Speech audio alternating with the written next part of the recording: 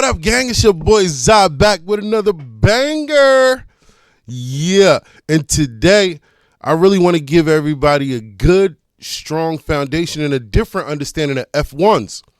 F1s, as simple as they may seem, it's a little bit more complex than we always think. So today we break down F1s on a whole nother level. Let's get right into it. Get it!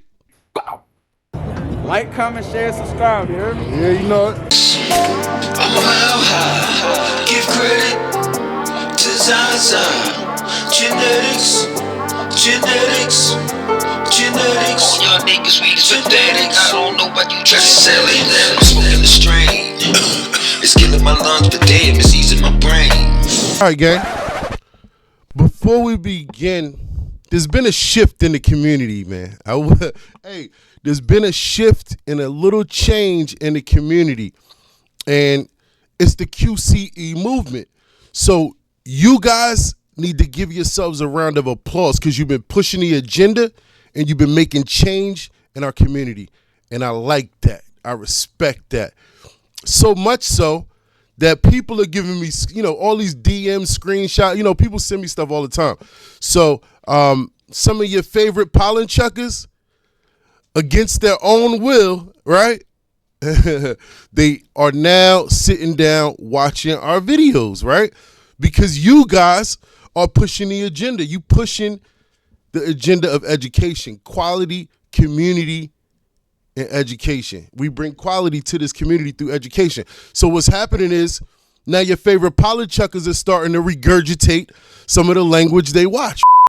While they are still learning how to pronounce the word allele, me and Team ZaZa, we in the background understanding how to read genetic code and sequence. So one thing about F1s, right?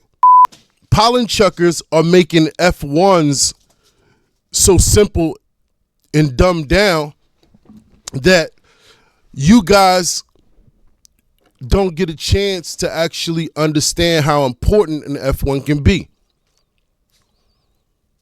F1 is the parent generation. We learned that in one of the previous videos. It's the parent generation. It's the initial outcross. All right. When we outcross two parents that are not related, it's the state of heterosis, right? It's heterozygosity as we know it. Whenever we are operating in a form of heterosis, we have a slight chance of hybrid vigor showing up in the offspring. All right, so when we think in terms of heterosis and heterozygosity, hybrid vigor is an offspring that outperforms both parents. An offspring that is more superior than both parents. And hybrid vigor is only going to show itself and expose within a state of heterosis during that F1 stage. F1s should never be sold because hybrid vigor is rare. It's like a unicorn. It's like a needle in a haystack. So if you are vigilant enough to continue to search populations, right? Of course, remember, the more we can grow out at once, the larger population, the less time consuming. But the larger the population, the more trained our eyes need to be. It's those subtle differences that can distinctify a phenotype. Now, in the case of hybrid vigor is going to be 1 in 1,000, 1 in 500. It's very rare. It's very rare, but it's there. You can bet and bank on heterosis that hybrid vigor is in that F1 population. So don't sell your F1s. Don't be a pollen chucker. I like to call the F1 generation my treasure hunt. This is where you actually get to hunt for a rare treasure that would never be found anywhere else. F1 is the only place hybrid vigor can be found within the state of heterosis, right? The only pheno hunt that we need to do within the F1 stage, granted that we are starting with superior parents with no undesirable traits in the gene pool or little to no undesirable traits in the gene pool, we put ourselves at an advantage. And we can start searching for that treasure. We can continue to search through multiple populations. We may get lucky and find it in the first population. It may take us 100 runs. But if you continue to be consistent, you will find the hybrid vigor. You will find the hybrid vigor. But one thing for sure, one thing for certain, if you sell your F1s, you'll never, ever, ever find it. You basically sold your unicorn. All right. And then F2, we know as the offspring, right? The brother and sister population, the inbred line. Also, as long as we don't have any undesirables that we need to address, then we can pheno hunt and looking for whatever traits we're looking to fix, whether it's structural, whatever it may be, color, size, yield, resistance. There are multiple reasons to select throughout the F2 stage because it opens up the recessive traits. The inbred line is the beginning of the recessive traits, where the parent line, your F1s, that's your treasure hunt. None of this stuff is for sale, man. It shouldn't be. No responsible breeder would ever throw away the possibility of hybrid vigor. I would never sell you F1s because then somebody, whoever, is going to get a pack with a seed in it that's going to end up so far superior than both parents. And unfortunately for me, I would have given it away.